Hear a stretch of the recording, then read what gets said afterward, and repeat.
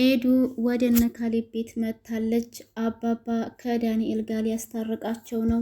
ዳንኤልም ከዚህ በኋላ የምፈልገው ነገር ቢኖር በፊት ከነበርኩበት ህይወትና ከነበርኩበት ስራ ርቄ ከኤዱ ጋር ታርቄ በሰላም ደስ የሚል ህይወት መኖር ነው የምፈልገው ሲልም ለአባባ ይነግረዋል።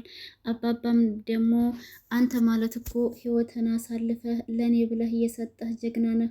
ስለዚህ መቼም እንደዚህ እየለመንከኝ ከኤዱ ጋር አላስታርቅህም ማለት አልችልም። ምክንያቱም ትልቅ ውለታ ነው የዋልክልኝ። እኔን አተርፋለሁ ብለህ ለራስህም ድብደባ ደርሶብሃል፣ እንዲሁም ታግተህ ለተወሰነ ቀንም ተሰቃይተሃል ሲልም ነበር። ዳንኤልም አይ አባዬ፣ እኔ እኮ አንተን ከዚህ በፊት ብዙ በደል በድዬሃለሁ፣ ግን ደግሞ ዛሬ ላይ ይቅርታ አድርገህልኝ ይህንን ነገር ሁሉ ስላልከኝ ከልብ አመሰግናለሁ፣ እኔም ደስተኛ ነኝ ሲልም ነበር። አባባም ከኤዱ ጋር ሊያስታርቀው የሚችለው ነገር አንድ ነገር ይለዋል።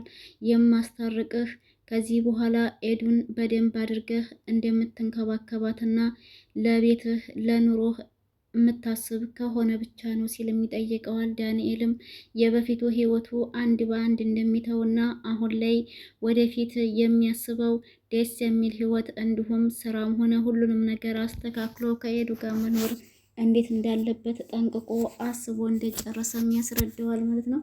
አባባም ደግሞ እንግዲህ ከኤዱ ጋር እንደሚያስታርቀው ቃል ገብቶለታል። ትሁቴ አባባና ካሌብ በጣም እንደሚያመሰግኗት ሁልጊዜም ከጎን እንደሆነች አባባ በተለይ ትሁት ማለት እንደ ሰራተኛ ብቻ ሳይሆን እንደ ልጅም ናት። ብዙ ነገሮችን ተጋፍጣ ያንን ምን የሚያክል ሰውዬ ራሱ ከሱ እኔን አስመልጣ ወደ ቤት አምጥታኛለች። ለዚህ ያበቃችኝ እሷ ናት። ክብር ይገባሽ፣ አመሰግናለሁ ሲላትም ነበረ። ካሌብም ቢሆን ትሁት እኔ ምን እንደምልሽ አላውቅም፣ አንቺ በጣም ጥሩ ሰው ነሽ። እኔም ከዚህ በፊት ብዙ በደል በድዬሽ ነበረ፣ ግን ያንን በደል በድለኸኛል ሳትይ ሁሉንም ነገር ለአባዬ ብዙ ነገሮችን እያደረግሽለት ነው። አባዬ በታመመ ጊዜም ሁሌ ከጎኑ ነበርሽ። አሁንም ደግሞ ትልቅ ውለታ ነው የዋልሽልኝ። እናም እንዴት አድርጌ ማመስገን እንዳለብኝ ባላውቅም ግን ትንሽ ስጦታ ገዝቼልሻለሁ ሲልም ደስ የሚል ስጦታ ይሰጣታል። ትሁቴም ስጦታዋን ይዛ ወደ ኪችን ትሄዳለች። ኤዱም አጠገባቸው ቁጭ ብላ ነበረና እስኪ ትሁቴ ምን ሆና ነው የቆየችው? አንዳንድ ነገሮች ላግዛትልና ከአጠገባቸው ተነስታ ወደ ኪችን ስትሄድ ኪችን እንግዲህ ካሌብ በሰጣት ሰዓት ትሁቴ ፍዝዝ ብላ ያንን ሰዓት እያገለባበጠች ታየዋለች። የእውነት ደስ ያላት ሰዓቱ ነው ወይንስ ደግሞ ካሌብ ስለሰጣት ነው የሚለው ነገር ለኤዱ ጥያቄ ስለሆነባት፣ ኤዱም ትሁቴ ምን እየሰራሽ ነው? እኔ እኮ እራት ልታቀርብ መስሎኝ ላግዝሽ ነበር የመጣሁት ትልና እዛው አጠገቧ ቆማ አንዳንድ ነገሮችን ትጠይቃታለች፣ ስለ ሰዓቱ ጉዳይ ማለት ነው። ሰላም ሰላም፣ ውድና የተከበራችሁ የቻናል ቤተሰቦች እንዴት ናችሁልኝ? ሰላም ናችሁ ወይ? እኔ ሰላም ነኝ አልሐምዱሊላህ። እንዴት ተለመደው ወደ ቻናሌ በአዲስ ቪዲዮ ተከስቻለሁ። ቤተሰብ ቆይታችሁ ከኔ ጋር ይሁን። ላይክ፣ ሼር፣ ሰብስክራይብ ማድረጋችሁን አትርሱ። ሀሳብ አስተያየት ካላችሁ ኮሜንት ላይ አስቀምጡልኝ። አይከፈልበትም፣ ቅንነት ለራስ ነው። እናም እንግዲህ እላችኋለሁ ቤተሰቦቼ ዛሬ ቲና እንዳያችኋት ካሌብ አናቷን በርቅሶ ወደዛ ሊጥላት ሲል እድሜ ለአባባ አባባ ደርሶ ህይወቷ እንዲተርፍ አድርጓታል። አባባን ስታየው የተሰማት ስሜት ደግሞ በጣም ከባድ ነበረ። ሞቷል ብላ ለነ ካሌብ አስረድታ እንዲሁም ወረቀት አጽፋ ነበር አምጥታ የነበረውና ያ ነገር እንግዲህ ውሸት ሆኖ ሁሉም ነገር ከሽፎባት ነው ያየነው ዛሬ ላይ። አባባንም ስታየው ደግሞ ያለችው ነገር ቢኖር ይህ መንፈስ ነው እንጂ አባባ ሞቷል። ምክንያቱም ያገተው ሰውዬ ገድየዋለሁ ብሎ ነው ያስረዳት። ለዛ ነው እንግዲህ እሱ አባባ ሞቷል እያለ በተደጋጋሚ እነ ካሌብ ጋር እየመጣች ስትቀባጥር የነበረው ማለት ነው። እናም እንግዲህ የዛሬው ለየት የሚያደርገው ነገር ቢኖር ካሌብ ለትሁት ሰዓት ሰጥቷታል። ይህ የሰጣት ሰዓት ደግሞ ትሁት ልብ ላይ ቁጭ ብሏል ማለት ነው። እና ሰዓቷን እያገለባበጠች ስታይ ኤዱ ደግሞ እንዴት ነው ነገሩ? ሰዓቱን ደስ ያለሽ ወይንስ ሰዓቱን የሰጠሽ ሰው ነው ስትልም ጠይቃታለች። ትሁትም ደግሞ እንዴ ኤዱ ምን አስበሽ ነው? ብቻ ሰዓቱን ምን የሰጠኝ ሰው እኔ በጣም ደስ ብሎኛል እያለችም ስትላት ነበርና ያው እንግዲህ በህይወቷ ላይ ወደ እሷ የመጣ ወይም አሁን ያለ ሰው እንደሌለም ነበረ የነገረቻት።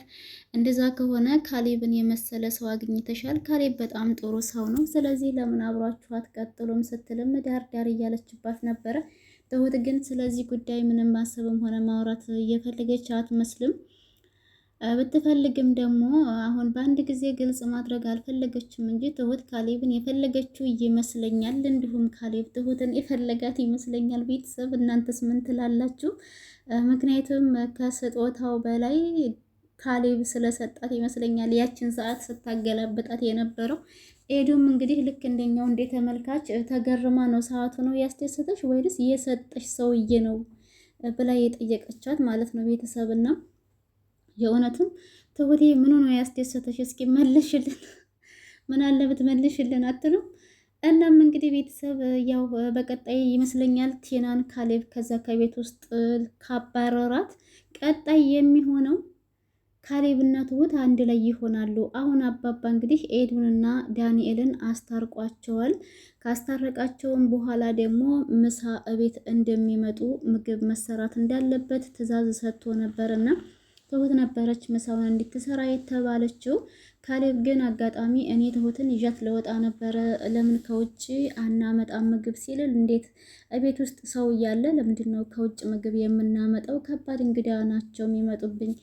ለነገሩ ቴና ባለሙያ የሆነች ልጅ ስላለች እሷ ትሰራለች ይላል አባባም። ቴናም ደግሞ ያው በንዴት ምግብ እንዴት አድርጌ እንደምሰራ አንተ ጠንቅቀህ ታውቀኛለህ፣ ምን አይነት ሙያ እንዳለኝ፣ ስለዚህ ሁሉንም ምግብ እኔ ነኝ የምሰራው ብላ እንግዲህ ኪችን ውስጥ ገብታ ስትድበለበል ነበር ማለት ነው። እየሰራች ነበረም እያጠበችም ነበረ ቲና።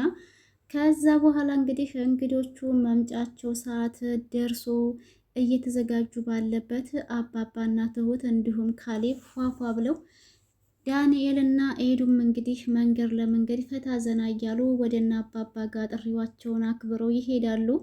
ኤዱም ደግሞ ያው መቼም ዝም ብሎ ነው እንጂ እኛ እኮ እዛ ቤት ውስጥ ከእንግድነትም አልፈን እንደ ቤተሰብ ከሆንን ቆይተናል፣ ግን ባዶ እጃችንን ነው ወይ የምንሄደው ስትልም ዳንኤልን ስትጠይቀው ዳንኤልም እና ታዲያ እንደ አዲስ ሰው የሆነ ነገር ይዘን ልንሄድ ነው ወይ? የምንተዋወቅ ሰዎች አይደለን ወይ ሲል ነበር። የሚተዋወቅ ሰው ነው እንደውም እኮ የሆነ ነገር ይዞ የሚሄደው። ዳንኤል ምን አስበህ ነው? ቆይ አንተ።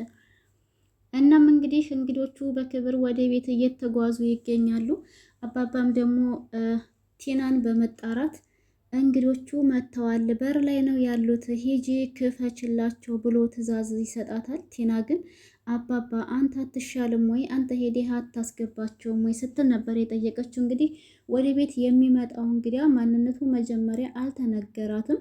ከባድ እንግዳ እንደሚመጣ፣ ትልቅ ሰው እንደሚመጣ ነበር፣ የተከበረ እንደሚመጣ ነበር የተነገረ፣ የተከበረ ሰው ማለት ነው። እና ከዛ እንግዲህ ቲና እጅሪት ቀል ቀል እያለች ኤዱና ዳንኤልም ደረጃ ላይ ቆመው የሆደ ሆዳቸውን እያወሩ ከዚህ በኋላ ምን አይነት ህይወት እንደሚኖሩ በቃ ደስ እያላቸው ፈታ ዘና እያሉ እየተሳሳቁ ነበረ። እና ወሬያቸውንም ሳይጨርሱ እዛው ባሉበት እንግዲህ ቲና በር ክፈች ተብላ ትላካለች። ከዛ በኋላ እንግዲህ ቲና የአባባን ትዕዛዝ አክብራ ወደ ውጭ ወጥታ እንግዶቹን ተቀብላ ወደ ቤት ማስገባት እንዳለባት ስለተረዳች ትዕዛዟን በማክበር እና በር ልትከፍት ወጥታ ቲናና ማን ናቸው ወይ ትሁትና ዳንኤል ማለት የኮነች ቲና እኮ ታፊ አጠፋም።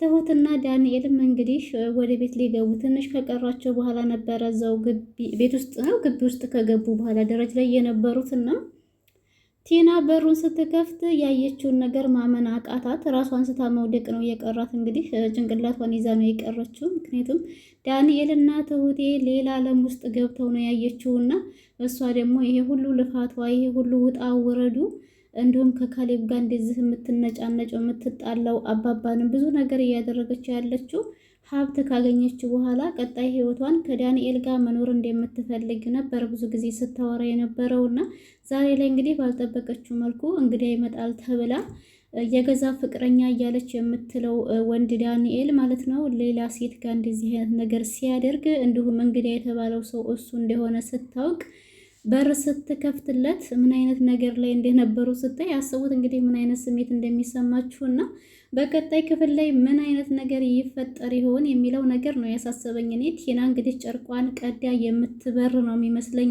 እኔ ለራሴ እናንተስ ምን አይነት አስተያየት ትሰጣላችሁ? ተንጠባጠብኩኝ። እናንተስ ምን አይነት አስተያየት ትሰጣላችሁ? በቲና ዙሪያ ላይ እንግዲህ ዳንኤልና ኤዱ ስለታረቁ እጅግ በጣም ደስ ብሎናል። ምክንያቱም ዳኒ ኤዱን በጣም እንደሚወዳት በእሷ የመጣበት ባይኑ የመጣበት እንደሆነ እንዲሁም እስከ ሞት እስከ መግደል ደረጃ እንደሚደርስ ከዚህ በፊት በተደጋጋሚ ሲያወራ ስለነበረ ያው ዛሬ ላይ እድሜ ለአባባ አስታርቋቸዋል ማለት ነው። ፍቅራቸው ያማረ ይሆንላቸው እንላለን። የእውነት ፍቅረኛሞች ቢሆኑስ ማለቴ ለድራማ ብቻ ባይሆን ማለት ነው። ለማንኛውም ቤተሰብ እዚህ ድረስ ይበቃናል። ከተመቻችሁ ላይክ፣ ሼር፣ ሰብስክራይብ ማድረግ አትርሱ። ሀሳብ አስተያየት ካላችሁ ኮሜንት ላይ አስቀምጡልኝ። ላይክ፣ ሼር፣ ሰብስክራይብ አድርጎ አበረታቱ።